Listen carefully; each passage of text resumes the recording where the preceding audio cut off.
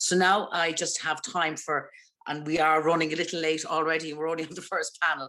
So I have time just to ask all the panelists just one very quick question, and I'm hoping that they will really keep their answers brief because we do have a whole panel and there's 5 members still yet to speak. So, so first of all, I'll ask Ruth, just looking at your findings, and those findings, you know, absolutely all well and good, but what is the point?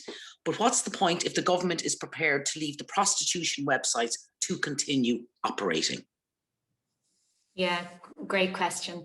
Absolutely. The advertisers, the platforms where prostitution is advertised are huge facilitators of the trade and making huge profits themselves from doing that, even though, of course, they claim they're not really advertising prostitution, they're advertising companionship. But anyway, you've seen what the reviewers write in their posts. The way that the main advertiser websites Operation Ireland work is that they basically circumvent the legislation. So in Ireland, it is actually illegal to advertise prostitution, but they just register their company in another country, have their servers in another location, they get around it. But of course, a really excellent way to disrupt the trade is to block or shut off websites like this. So, and we have precedents for that in Ireland when it comes to websites featuring child sexual abuse, child sexual exploitation, that you can block those websites.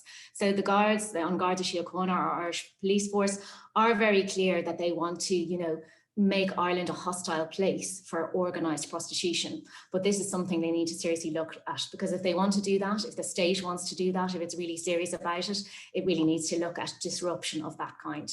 Thanks. Absolutely.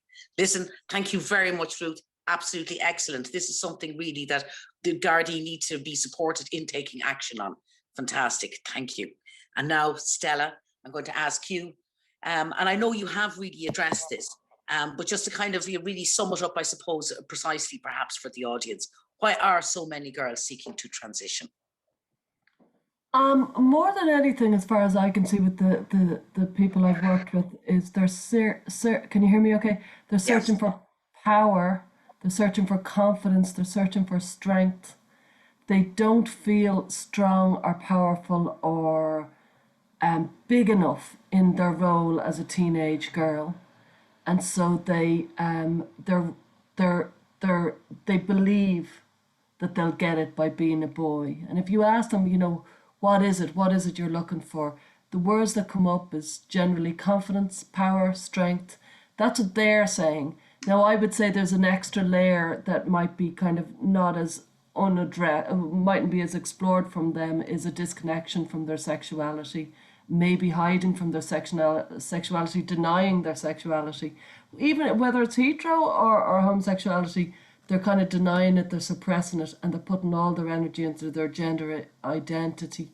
As well as that, why they do it is because they're looking for a tribe and they can't find their tribe, and they go online. They're generally unusual, they're very likable, intelligent, kind of quirky, and they find their tribe and all these new ideas and this whole idea of a movement.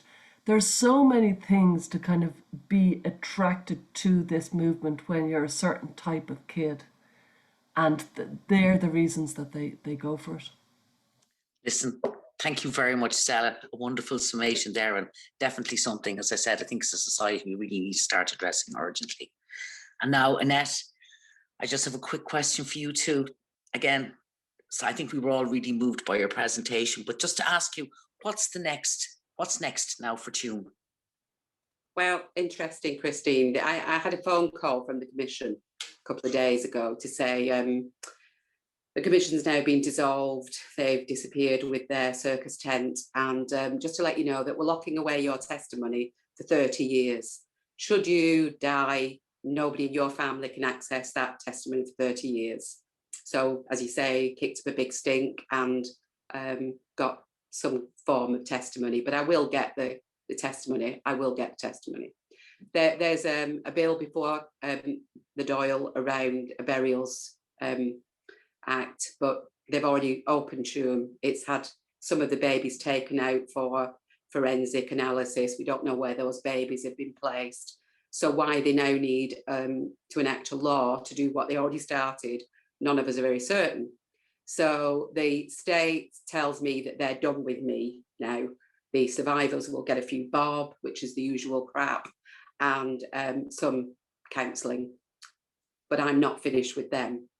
So I will be back in Ireland, and I'll be bringing an army this time, and we won't be bringing rosary beads, and we won't be bringing a choir.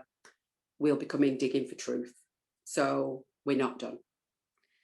As they say here, Annette, more power to your elbow. Absolutely. And I know that so many people, the vast, vast majority in this country, are going to be right behind you, absolutely supporting you all the way. Thank you. Thank you. So now finally to Rachel. So Rachel, we had another question in from the pre-submissions. So any advice on starting up local women's groups, addressing the themes of today's event, and how not to be afraid to raise these issues out loud and in public?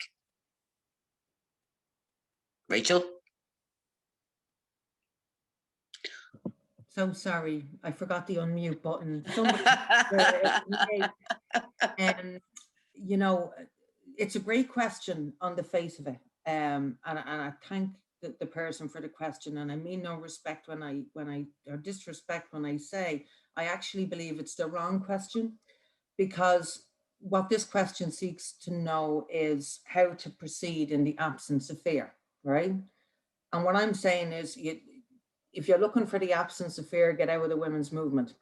There's plenty to be afraid of. You will not proceed in the absence of fear, and nor should you, by the way, because you should be aware of what you're up against. And it is frightening, especially when you have a whole global cabal that you're up against that has captured the universities, the public sentiment, you know, legislation in multiple different regions of the world. I should hope you're frightened. If you're not taking it seriously. The real question is how to proceed in the face of fear. And my answer to that would be just the same way you walk down the road.